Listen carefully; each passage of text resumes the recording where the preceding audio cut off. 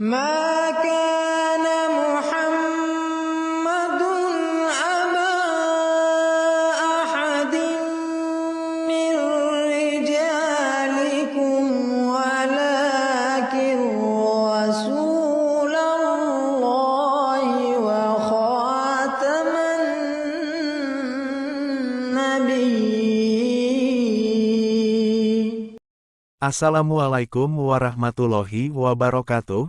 Dalam video sejarah Islam edisi keempat ini, kita akan membahas tentang kelahiran Nabi Muhammad SAW.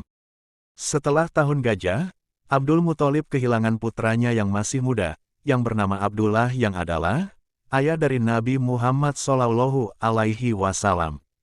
Janda Abdullah, yakni Siti Aminah ibu dari Nabi Muhammad SAW, melihat dalam mimpi bahwa cahaya telah keluar dari tubuhnya dan menyebar ke seluruh dunia. Ia melahirkan seorang putra 6 bulan setelah kewafatan suaminya. Abdul Muthalib pun menjadi sangat gembira. Menurut hitungan kalender terakurat, Nabi Muhammad SAW lahir di Mekah pada sekitar tanggal 21 April tahun 571 Masehi. Nama yang diberikan adalah Muhammad yang berarti, yang terpuji. Bayi Muhammad disusui oleh wanita kampung yang tinggal dekat Taif yang bernama Suwaibah dan Halimah. Menyerahkan bayi kepada orang kampung untuk disusui, kemudian merawatnya, mengajari bicara, dan menanam kebiasaan berlatih fisik untuk menjaga kesehatan badan, merupakan kebiasaan pada zaman itu. Pada usia Muhammad 6 tahun, ibunda wafat dalam perjalanan dari Madinah ke Mekah, dan harus dikebumikan di perjalanan. Anak itu dibawa ke Mekah oleh seorang hadim, lalu menyerahkannya kepada kakeknya. Ketika berumur 8 tahun, kakek pun meninggal. Maka paman beliau yang bernama Abu Talib menjadi pemeliharanya sebagai amanat terakhir kakeknya. Nabi Muhammad SAW 2 atau 3 kali mendapat kesempatan mengadakan perjalanan keluar Arabia.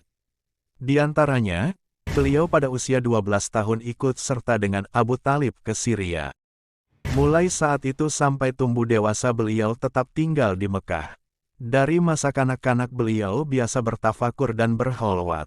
Ketika Muhammad berusia lebih dari 30 tahun, perselisihan muncul di antara suku Quraisy. Saat Ka'bah sedang dibangun kembali, awalnya, pekerjaan berjalan dengan lancar. Tetapi ketika tiba saatnya batu hitam suci akan ditempatkan pada tempatnya, semua orang ingin mendapatkan kehormatan bagi dirinya dan keluarganya. Mereka siap bertarung dan membunuh. Pekerjaan pun dihentikan, tapi itu tidak bisa dihentikan tanpa batas waktu. Suatu hari mereka berkumpul di lokasi dan sepakat untuk menjadikan hakim mereka, jika ada orang yang pertama datang ke Ka'bah.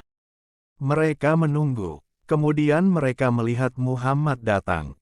Mereka berteriak dengan satu suara, "Inilah orang yang jujur, yang bisa dipercaya." Mereka menjadikannya hakim. Muhammad membentangkan kainnya. Dia menempatkan Hajar Aswad di atasnya. Dia kemudian meminta kepala suku yang berkumpul untuk memegang ujung-ujung kain dan mengangkatnya.